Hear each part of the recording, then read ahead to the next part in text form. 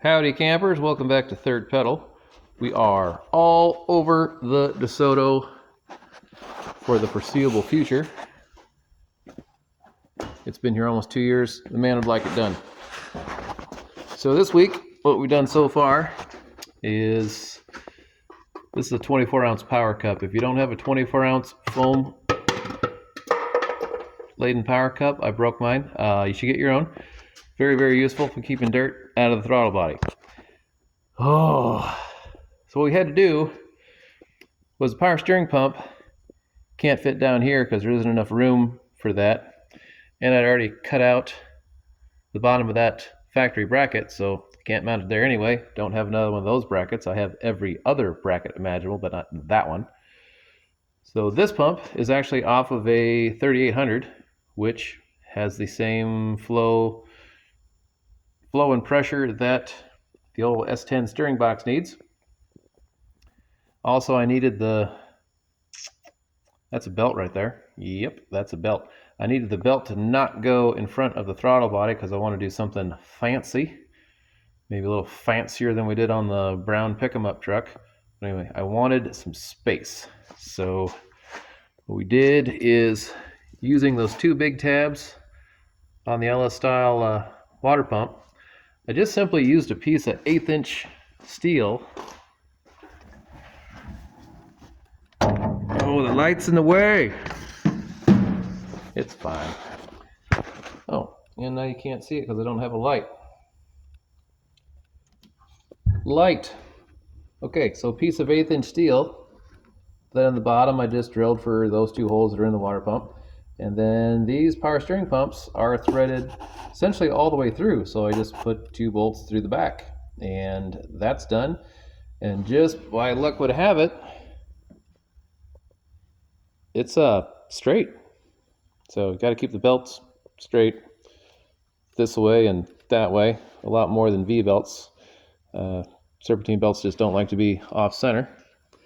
Everything else is pretty much factory, but then we needed a tensioner, so we came over to the tensioner and I made a simple bracket. This guy that fits in here, there's a little loop like that. Can't really see any of it because I made it only as big as it needed to be. This bolt, well, let's just say I couldn't find this bolt and we're just sort of set up here, but I made this bolt. This bolt is 2.5 inches longer than it used to be. I'll just tell you that I used a bolt stretcher and go from there. So anyway, that's all in there. So I made this plate. It's got a 1/2 inch backer tube that this goes through, and then just finding the lock pin placement somewhere in here was the hard part to make this all work. And this is an 84-inch 6-rib belt. I measured it, made the whole thing, and ordered the belt. And the tensioner is as far as you can a tensioner, and it fits. So hopefully nothing squeals. They say you want at least 90 degrees of contact on anything that's driven. We got way more than that, so I think we're good. I could have routed it one other way that would have made the belt shorter, but it would have made that bracket wrong, and I don't want to do it again because we've used up enough time on this. We're going to order a nice big fat 3-row all aluminum radiator that's actually fitted for a 1969 Super Cobra Jet 429, but it fits the dimensions that I need. And they allowed me to move the lower hose to this side for that, and the upper hose is already on the correct side for that. Did have to move this guy over a little bit. These guys will twisty twist if you need to. Best way I've found is just find a socket that just barely goes in there, add your extension, and give her the old heave hole. Works pretty good.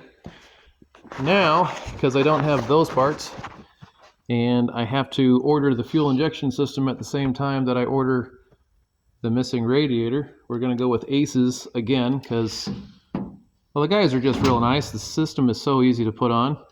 It sounds amazing. This is a 6-liter, by the way. It does have the smaller BTR Brian Truly Racing camshaft in it, the 498 lift, so we didn't have to mess with the valve springs. And not much else is going on in there. Shorty headers, full exhaust, blah blah blah. that is the opening for the heater. And I needed to learn a whole bunch of stuff about how 50s cars had heaters. Yeah, I'm going to use that term heater really, really loosely. So what we had was this entire gap from the hole all the way forward to about here was just a long run snake mesh of weird ideas. I have most of it on the floor. There's your squirrel cage motor. There's your HEPA filter. Yeah, germs were bigger in the 50s. The heater core goes in there. Here's one line. There's the other line. It blows through here, out this side,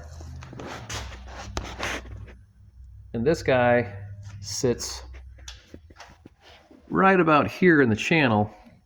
And then there was, I don't want to put this, tar impregnated cardboard that made a duct, a duct from the end of that piece I showed you on the floor up to here. So when you run in the heat or you just got the ventilation open, you're just sucking air right out of the engine bay. Modern cars have all these louvers up here for that. This one does have a fresh air duct up here. It does work. We are keeping it. But I don't have the time, or, well, they don't want me to cut the body up that much. I can make some changes, but they don't want me to louver that up. Plus, there really isn't room underneath the dashboard, you know, this away, to do all that modern stuff. So instead, what I found was German parts. This is what's left of a 1984 Rabbit heater box. You can see the blower motor. It squeals like a banshee. Here's the tips for the heater core, which is on the inside. You can see how wonderful this thing is in condition. Obviously, it's still under factory warranty. Here's the fat parts that made it not race car raceable. So we just did some race weight things and cut that stuff off. So we can mount it this way to keep the air out, or we can mount it this way to keep the air out. We've cut the flanger, cut the ends off nice and flat. It stinks very much bad because 1984 plastic and a Hot Wheel, it's bad. We're using duct tape, so I know we are on the right path. That hole there, I'll show you the underside of the dash because there's just about nothing there. This little hole here, I thought that's where so there's two pipes that come out of that, but they don't go inside. They just come through to a heater line valve, which I think I lost. The heater line valve, so it won't give you heat until it's warm enough. Oh, there it is. So these two lines here, oh, that's a lot of brightness there. These two lines here actually stick through the firewall, and then, oh, gee whiz, there's your master. Dude, you know what? We'll just shut it off. Fired. Well, that's way better. So here's your master control cable. By the way, every car manufacturer, cables are far superior to blend door motors. These don't make terrible, obnoxious noises, and you don't have to take the whole dash apart to get them. It's a cable. Anyway, inside this thing is a heat-activated switch to move that plunger to allow water to go from one tip to the other tip to give you heat or not. And then you can override it with the cable. We don't really need this guy. We're going to use the German one, which is simple. It only has the cable. Turn the light of death back on here so you can see the weirdness. So that box there is on the opposite side of the giant hole that I showed you in the firewall. Oh, and that little brightness there, that's where this guy used to go, which we don't need. So there is nothing else up here. That That rumple tube there, that is just for the defroster. That's all that does. There is no other conduits or venting or anything under these dashes, because that's all you have for heat registers is holes in the dash. There's nothing up here for holes in the dash. This car did come with a secondary heater under the seat, which we are not worrying about, because he likes to let his kids complain, and I fully agree with that. And then up here, just this slit all the way across the windshield, cooler girl, all the way across the windshield, that is the defroster. So I don't know why they put that corrugated tube all the way to the passenger side when it needs to go to the driver's side. So we might rework that, because I have a terrible suspicion that I'm going to have to open up this whole dash to, well, we got to rewire the whole car anyway, so why not? By the way, that's a factory radio. This is a 6-volt car. He wants that radio to work. This is no longer a 6-volt car. Somebody could give me an idea what the safest way to make that radio work off 12 volts. I'd really appreciate it, because yeah, I can make things work, but when it's not normal, I normally blow one up and then go, oh, that's what I did wrong, and then redo it. Well, there's only one radio, and I'm not going to try to find another one of these beauties. Yeah, and this one works, so it needs to stay in there. I could use a hand with some things. I try to know as much as possible. Nobody knows everything. If they say they do, they're probably the dumbest person you've ever talked to. Yeah, so a little bit of German ingenuity. I actually like the old Rabbits. I've had 2 of them. They're a lot of fun. It's one of those cars that you feel fast, but you know you're going slow. I think one did like 90 miles an hour, and the other one, well, it shook so bad after 75, I never did figure out how fast I'd go. So here's hopefully what we're going to do to fix the heating issue. We can slide this guy. It's not a light car, guys. It's really not. We need to slide that hole this way, like Elmer Fudd and Bugs Bunny's magic holes in the ground. And then we need to mount this guy right there. See, it's dirty enough, it almost looks like it's supposed to be here. So we got to clear the hood, we got to clear the sides, we got to clear the coils. But I can totally make a bracket that goes here. It's probably going to fall down now. Oh, balanced. The car has accepted it. It is now family. Yes. So from here, because this has a nice flat space where it used to go to the firewall on the car it came out of. The heater core tips are up there. We can make a plate that actually seals to these 4 bolts, and we can taper that down, and we can actually get fresh air out from between the teeth on this thing, and no one's the wiser, and the interior of the car won't smell like 6-liter. Not that that's a bad smell, but it could be a bad smell. And anyway, if you want cool air, you got to be out of the engine compartment. I know that still works. That's great. This is a secondary thing. I believe I'm going to have to add a door in order to stop any air from coming through here, but that's a whole lot easier than pretty much any other option. And the controls, let me show you the controls. They're all chrome and pretty and ergonomic. That's a big word for the day, ergonomic. Hey, a wiring harness. Here are the controls. Ooh. If I move the light around, it looks super special. So there's fan speed on the left. This thing is set up for a 2-speed. That fan motor up there is a 3-speed, but I can just skip a wire and make it a 2-speed. The slider on the bottom moves the door that's underneath the dash. The other slider moves the arm that controls where the heater core box was.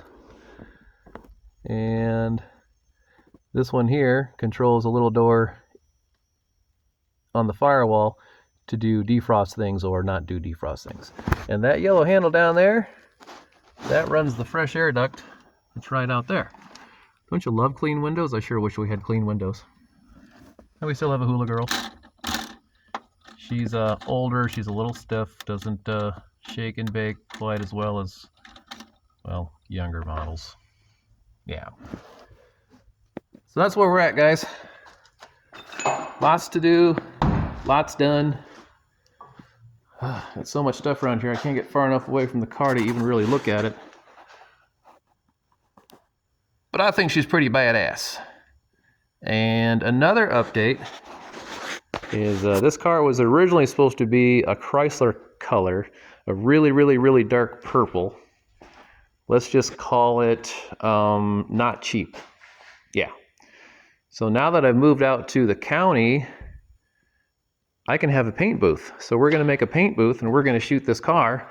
And now, lovingly, he wants it hot rod black. So we're going to make it flat black. This thing's going to look like it's straight out of the 80s. Gonna love it. Here is the fuel system. The Yukon fuel system, fuel pump. Words. Module that I modified to fit into a factory tank. It's a new tank. And then this is my very unfinished turtle shell to cover the whole thing. And it's very strong stuff. Very much. Lots of metals. So you can't see all the holes here, but it screws down. This is foam tape to seal everything so you don't get any gas fumes or dust or whatever back here. I know they want to take the car traveling, so that means they're going to throw bags and stuff in the back. I can't make the fuel system any shorter without moving the tank or making a whole new tank. That's really not in the budget. So we'll just put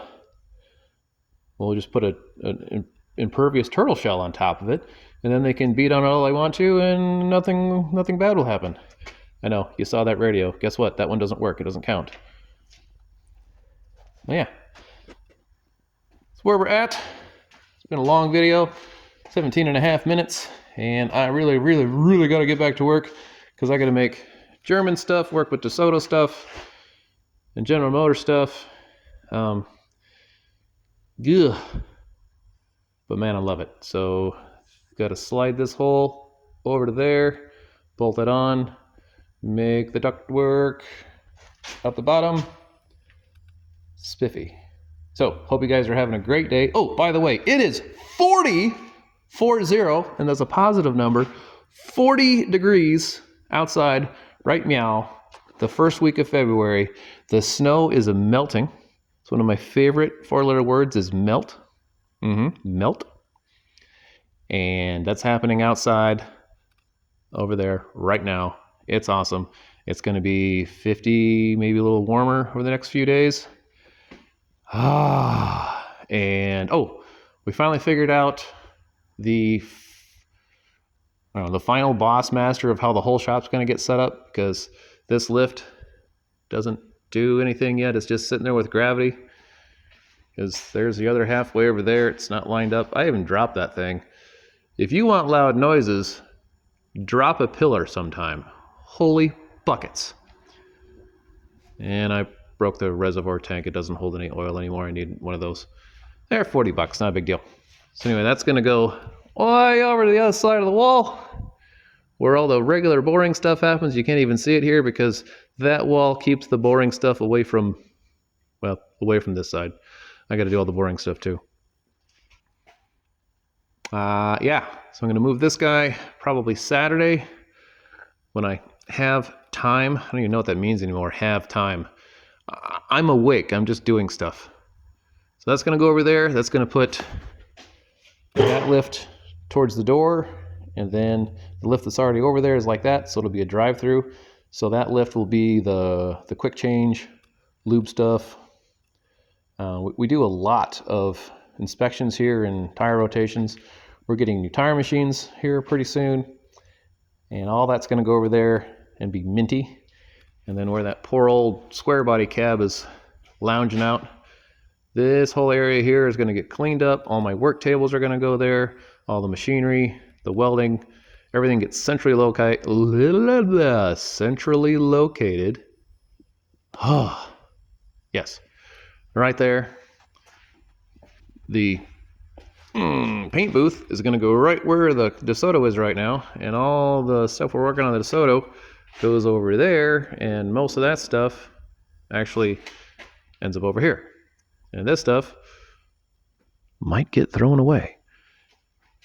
Yep, plans. Plans are good. Work is good. I did lose the guy that was doing all the body work on this thing. He actually did a really, really good job. That's mine. Really, really good job. I love the look of this right now. If this was my car, I might be silly enough just to seal it. Well, not seal it, but clear it right now just to hold this, because it's kind of like, it's not flames, it's not watery, it's just super excessive fake patina, and I kind of sort of love it. Guys, make your own call. Don't really care, because it's all going to be black anyway. And we got to take this Mr. Conquistador here, and we have to make him light up because he's like super special and hard to find, and the wiring is, woo, there goes the light. Magic. Here we go. The wiring is the old, can you focus on that? There we go, maybe. I don't know, the old string stuff. So, as the owner says, the entire car is a fire hazard. Please replace every inch of wiring in my car. I agree, so we're going to do that. All right, now we're past 22 minutes. Sorry about that, guys. Anyway, if you don't have 3 pedals, and this one doesn't, sorry. Oh, it's not what... Anyway, didn't have the budget for a whole Tremec 5-speed. Anyway, if you don't have 3 pedals, you're just along for the ride. Thanks, guys.